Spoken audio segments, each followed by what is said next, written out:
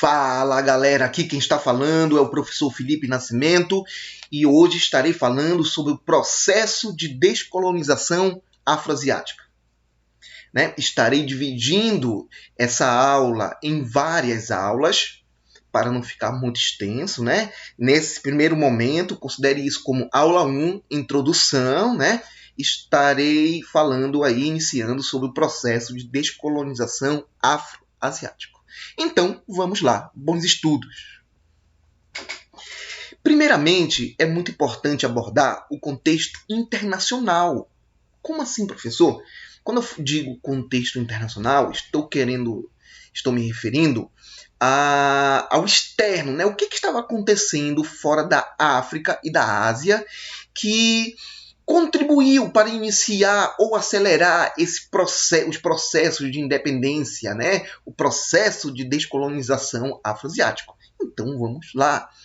Primeiramente, é muito importante falar sobre a Segunda Guerra Mundial, porque a Segunda Guerra Mundial ela enfraqueceu as metrópoles colonizadoras. Então você tem aí um declínio do poderio europeu. A Europa se autodestruiu, A Europa se degladiando ali, se destruindo, tendo as suas economias arrasadas. Então isso veio por abalar o mito da superioridade do homem branco, Homem branco esse que quase se destruiu, homem branco esse que ali na Alemanha nazista ele cometeu atrocidades, contra ciganos, judeus. Então, isso abalou, o mito da superioridade do homem branco, aquela ideia de que o homem branco é superior. Lembra lá quando estávamos falando sobre neocolonialismo, aí falamos sobre o darwinismo social, de que o homem europeu, a sociedade europeia está no topo da cadeia evolutiva e o africano ele está no meio está no processo de evolucionista, Então de que o homem branco ele é superior. Então tudo isso foi abalado, O homem branco quase se autodestruiu e cometeu muitas atrocidades. Então isso caiu por terra. Também a Segunda Grande Guerra, ela foi um conflito ali na Europa, mas com dimensões mundiais, onde as metrópoles possibilitaram a formação de exércitos coloniais. Então, o que isso vem contribuir?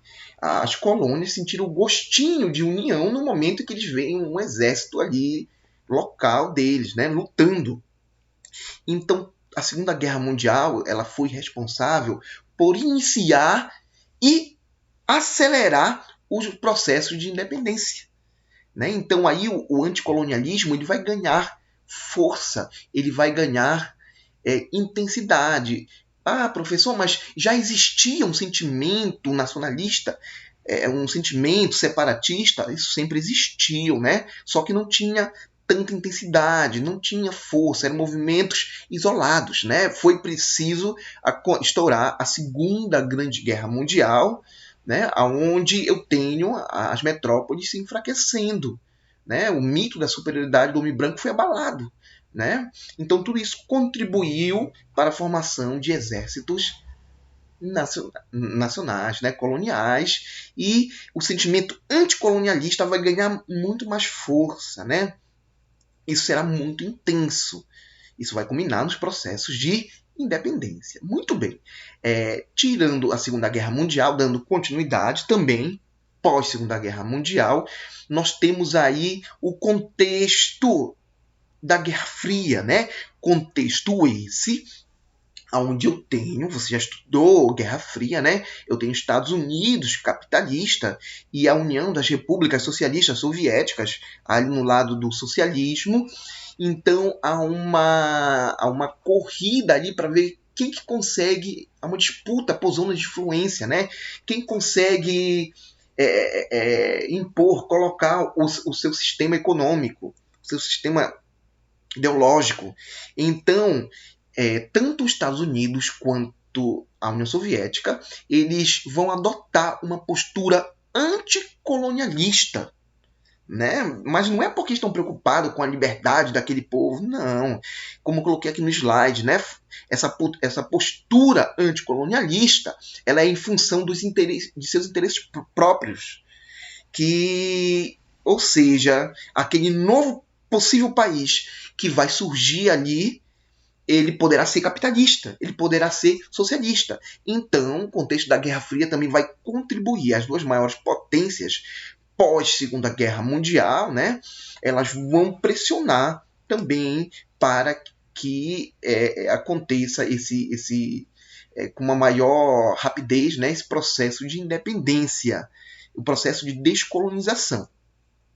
E, dando sequência aí, nós temos a ONU, a Organização das Nações Unidas, né, que ali na Carta do Atlântico, em 1941, nesse documento, eles vão falar sobre a autodeterminação dos povos, né? A defesa dos direitos de soberania dos povos, né? Qualquer etnia ali que venha proclamar uma independência, que viesse a surgir um sentimento nacionalista, a ONU estava apoiando. Então, se você perceber, na plenitude dos tempos, né, no momento certo, o sentimento anticolonialista, né, vai ganhar muita força e muita intensidade. Né? Vamos revisar aí. Devido à Segunda Guerra Mundial, né, aí a Guerra Fria também que vai contribuir, e a ONU com a Carta do Atlântico.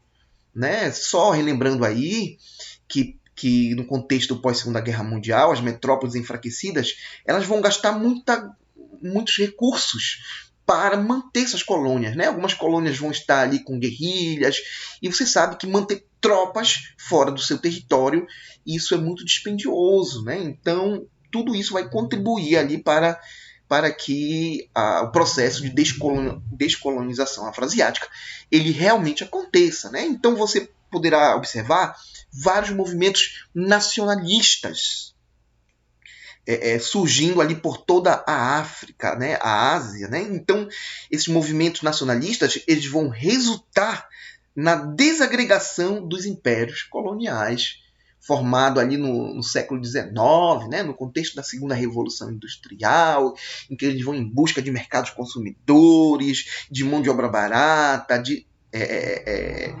locais fornecedores de matéria-prima, né? E vão sair no processo de colonização. Só que é um neocolonialismo ou imperialismo. Né? Então, agora você pode observar que no contexto pós-Segunda Guerra Mundial, esses movimentos nacionalistas vão ganhar muita força e haverá a desagregação desses impérios coloniais. Muito bem, né? Vocês anote aí, pause o vídeo e bons estudos. Mas vamos continuar aqui. Certo. Falar sobre a descolonização da África, né, ela foi... É importante abordar alguns pontos, como você pode ver aqui no slide. Né? Houve, dentro ali desses movimentos nacionalistas, uma resistência cultural. Né? Então, há uma construção de uma identidade própria. Essa identidade própria que foi sendo criada por esses novos países que iam surgindo aí como fruto desses movimentos nacionalistas, essa nova identidade ela não era somente com valores africanos. Você vê, ao mesmo tempo em que eles estão criando uma identidade própria, eles vão negando alguns valores da cultura ocidental, mas também eles vão agregando. Né? Então, isso fica muito claro ainda hoje quando você vê numa sessão da ONU, quando um representante de um país africano ele vai falar. Então ele está com aquela roupa tradicional, né, às vezes com terno, mas com uma faixa ali, parecido de um guerpado, né?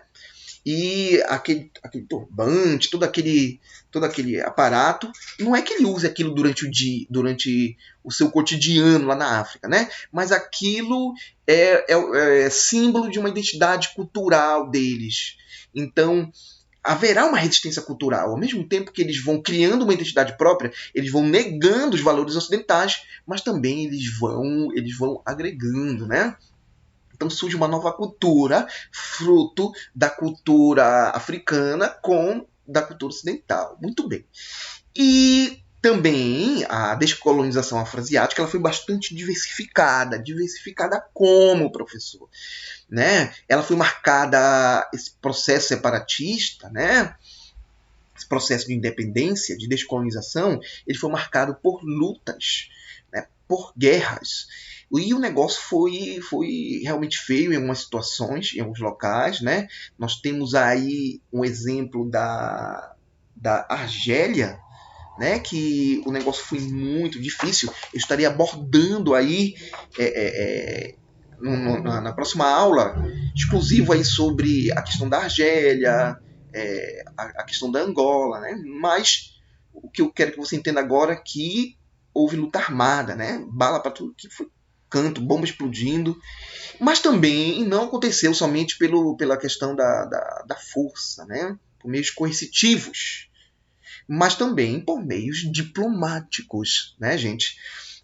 Muitas metrópoles, compreendendo, né, que o mundo mudou, que não ia adiantar gastar grana mantendo exércitos lá, e eles, tentando tirar vantagem já desses novos países, davam aí a carta de independência, o documento, reconheciam, e o que acontecia é o seguinte: esses novos países, aí na África, eles vão se emancipar politicamente. Haverá uma independência política, porém, haverá uma continuidade de uma dependência econômica. Né? Então, houve uma emancipação política, não econômica.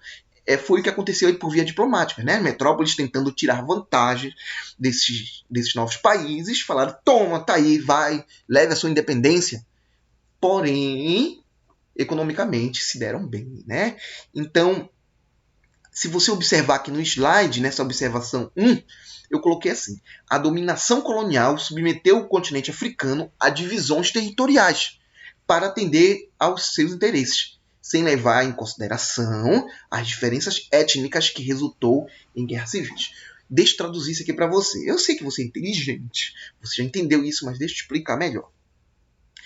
O grande problema aí é que esses países que existem hoje na África, as fronteiras traçadas, não foram traçadas pelos próprios africanos, mas sim pelas metrópoles que foram colonizando. Então o problema é que dentro de um país forjado, montado na marra pelos europeus, você tem várias etnias.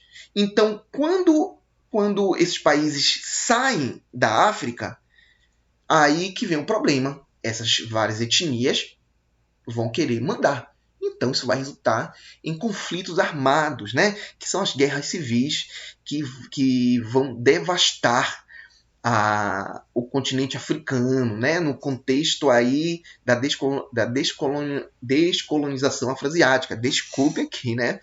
Então, só que agora eles não estão com escudo, com lança, eles estão com AK-47, com lança-foguetes, granadas, minas, e a violência lá ela será braba, né? Mais em geografia, o professor de geografia ele aborda mais esses temas aí, né? E para finalizar esse primeiro momento, eu gostaria de falar rapidinho aqui sobre a famosa Primavera Árabe. Primavera significa nascimento, né? Mas por que Primavera Árabe? O que foi que aconteceu? Tudo começa ali, a onda de protestos começa em 2010, quando Mohamed Bouazizi, ele insatisfeito ali com um governo ditatorial e a corrupção das polícias ali cobrando o arroz, o shenzinho, né? Para que o comércio dele funcionasse, ele em protesto vai acontecer a autoimolação, ele vai tacar fogo aí no seu corpo. E as mídias, né, a internet, vão filmar e vão espalhar isso por todo o país e pronto, aí vai começar uma série de protestos. Também tem uma outra situação. Alguns países, necessitando de profissionais capacitados, vão pagar, países esses muçulmanos, vão pagar para que seus estudantes, seus jovens, eles vão passar um tempo lá em Londres, lá nos Estados Unidos, e vão estudar, vão se formar em direito, vão se formar em engenheiros, médicos. O problema é que o jovem foi educado no islamismo, né? Tem toda uma regra, tem toda uma ética, né? Bebida alcoólica em alguns locais são proibidos. Tem toque de recolher em alguns locais. E o jovem vai para os Estados Unidos, né? Que pode andar de madrugada na rua, na farra, ingerindo bebida alcoólica. Não tem ninguém controlando o rapaz, né? Então, quando ele volta, ele começa a contar o que ele viveu, né? E por meio das mensagens, né, da internet, o celular, eles vão começar a espalhar notícias e vão marcar protestos, né? Aí você tem um exemplo do Egito, do Iêmen, da Líbia, aqui do famoso ditador Muammar Gaddafi, né? Então vai estourar várias guerras. Por que a Primavera Árabe? Porque o povo vai começar a pensar, o povo vai dizer, eu não quero esse regime ditatorial, né? Então, meus queridos alunos, bons estudos. E, inicialmente, isso aqui é a primeira aula. Creio eu que estaria falando na próxima aula sobre a Argélia e depois sobre a Índia, né? Então, grande abraço, se inscreva no meu canal, comente aí alguma coisa para ajudar, né? E fale para os seus colegas estudantes. Gente, como dizia o poeta, beijo, abraço